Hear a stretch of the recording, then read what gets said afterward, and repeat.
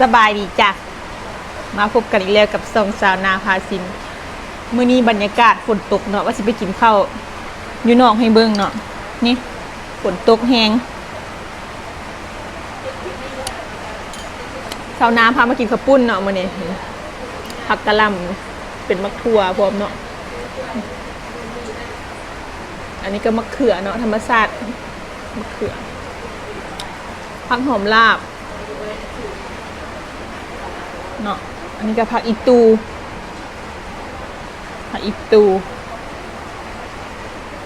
ใส่ลงไปเลย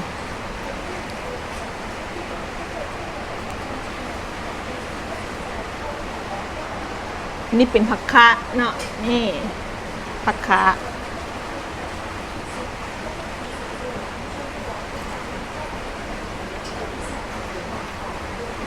เสียงมันอาจจะฝนๆนิดนึงเนาะเพราะว่าฝนตกไปเลยจนว่าตก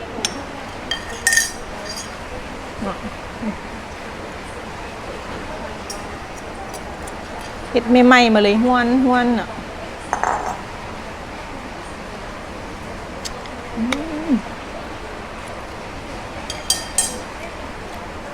แซ่บ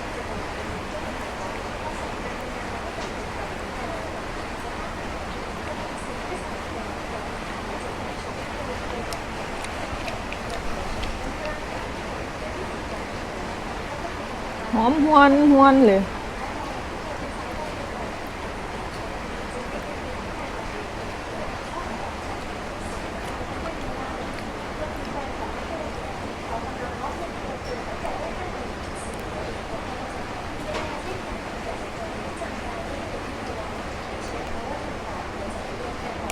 ค่ะใส่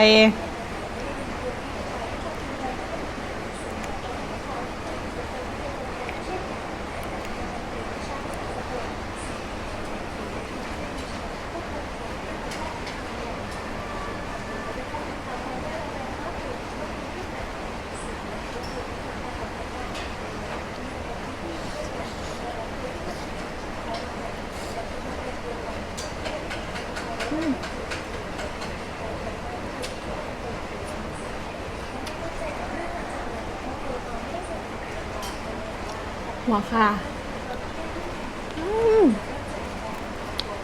ครับ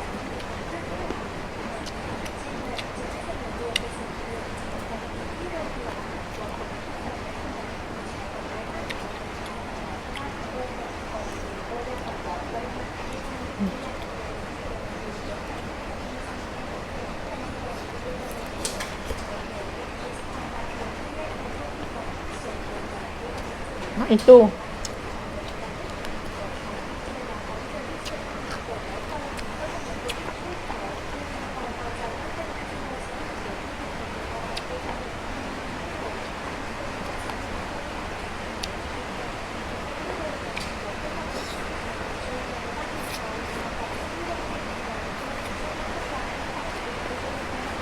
ต้นค่ะ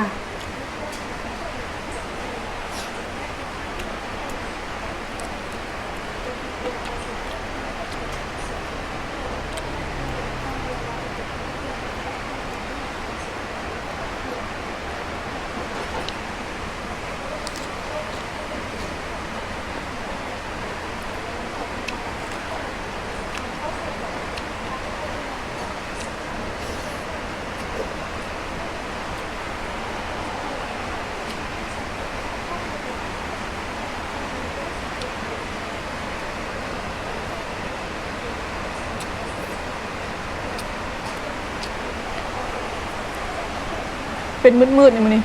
มืดทั้งฝนพร้อมฝนกระตกขากล้องกระหัก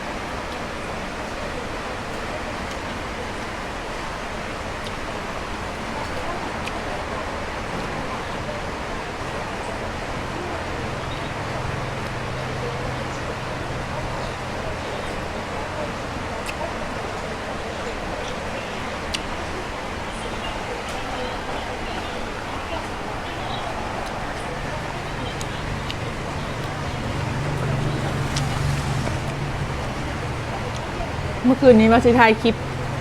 เห็ดกระปุ้นฟ้าลมฝนตกแหงไฟกระดับพร้อมเลยว่าได้ถ่าย